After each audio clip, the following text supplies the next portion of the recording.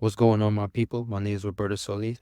I am a sophomore at Queens College. Yes, I'm from Queens.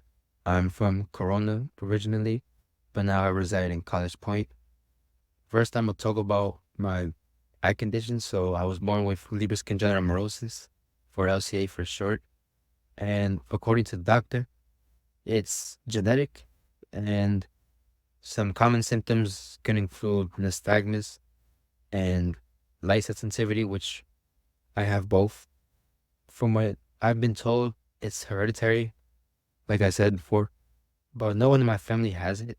So I always found that to be a little strange. But growing up like this in my family, it was kind of easy to get used to. Although there were some activities that I had to do differently from my siblings and my other family members. So back when I was younger, I always liked to stay active. We were always pretty much outside every day, and one of my favorite sports was soccer. And what was different was every time when we would go out, like let's say to the fields to play a game, I would usually run with my father to tackle the ball or to pretty much just to get the ball, or sometimes I would just be put as goalie. And this was one of the best things that we could do because it was pretty much no other way how I was able to participate. And another thing that I like to do was riding bike. So how we used to do this was back when I was living in Corona, we had a little backyard where I used to always ride my bike. Sometimes we would go out and we would ride bikes, me and my family. And sometimes what we would do is my father would go behind me and pretty much guide me from behind.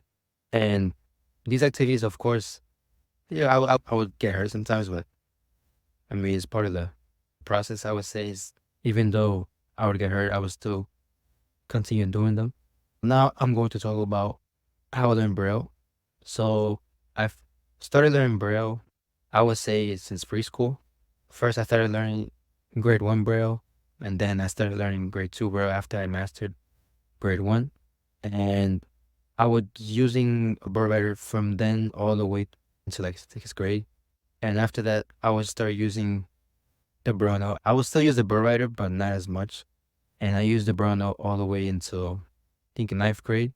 And after that, I fully transitioned to using the iPad and the laptop. But the Braille note, I would say, was much better than the Braille writer because it was more compact. It was definitely lighter, so I was able to carry it around with me, and I didn't need paper for it.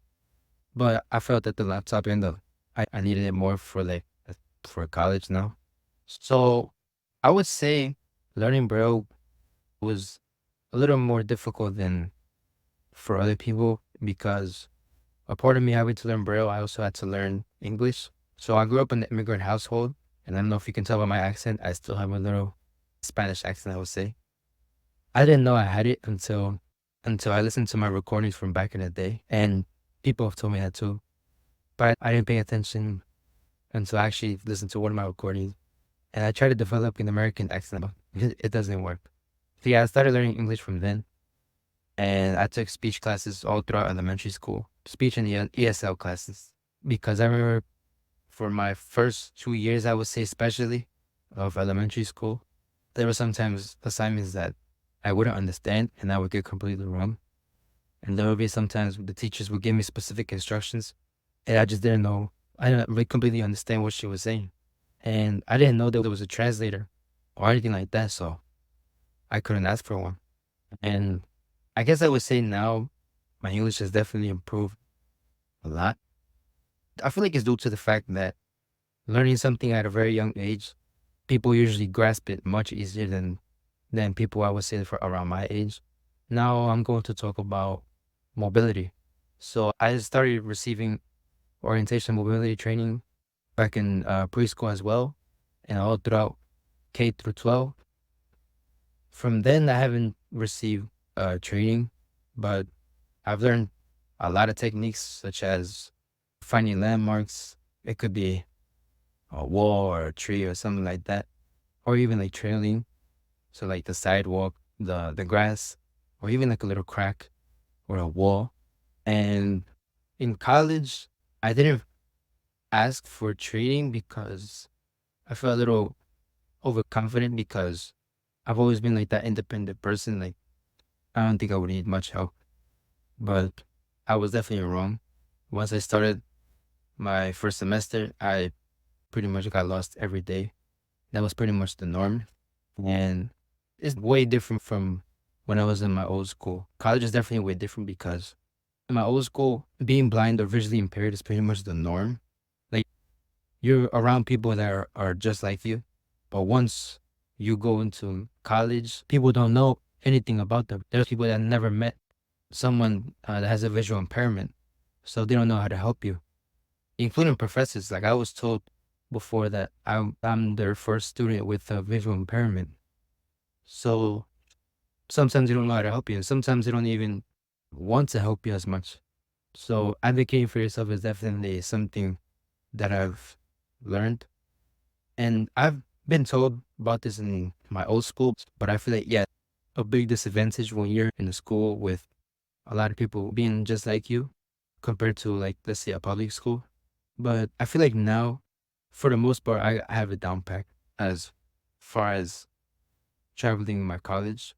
There's definitely still some buildings that I had never been to because, mind you, this is a full Silicon 80 plus acre campus.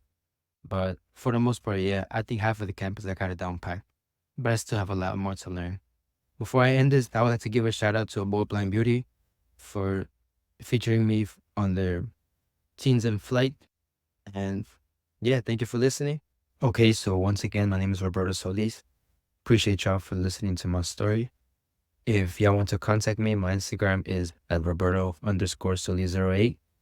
And my Facebook is Roberto Solis Sandoval. So that's SANDOVAL. And yes, that's my whole government name. Thank y'all. Peace.